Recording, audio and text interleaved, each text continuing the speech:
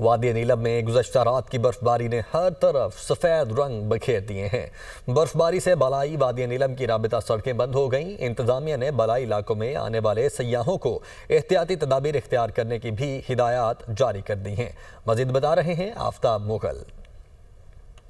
جی بالکل، وادی نیلم میں گزشتہ رات کی برفباری نے ہر طرف سفید رنگ بکھیر دیا۔ ہم اس وقت موجود ہیں وادی نیلم میں۔ اس وقت برفباری کا سلسلہ تھم چکا ہے، لیکن ہمارے عقب میں بھی آپ دیکھ سکتے ہوں گے اس وقت ہر طرف آپ کو سفیدی نظر آ رہی ہوگی۔ اگر بات کی جائے ڈسٹرکٹ انتظامیہ کی، تو ڈسٹرکٹ انتظامیہ نے کل سے یہاں پر سیاحوں اور مقامی لوگوں سے اپیل کی ہے، خاص کر جو بالائی وادی نیلم کی شاہراہ نیلم پر سفر کرنے والے احباب ہیں، وہ احتیاطی تدابیر کو ملحوظ خاطر رکھ کر اپنا سفر جاری رکھ سکتے ہیں۔ تاہم گزشتہ رات کی برفباری سے وادی نیلم کی جو بالائی وادی نیلم کی رابطہ سڑکیں ہیں وہ بند ہو کر رہ گئی ہیں، جس کے باعث عوام گھروں میں محصور ہو کر رہ گئے ہیں۔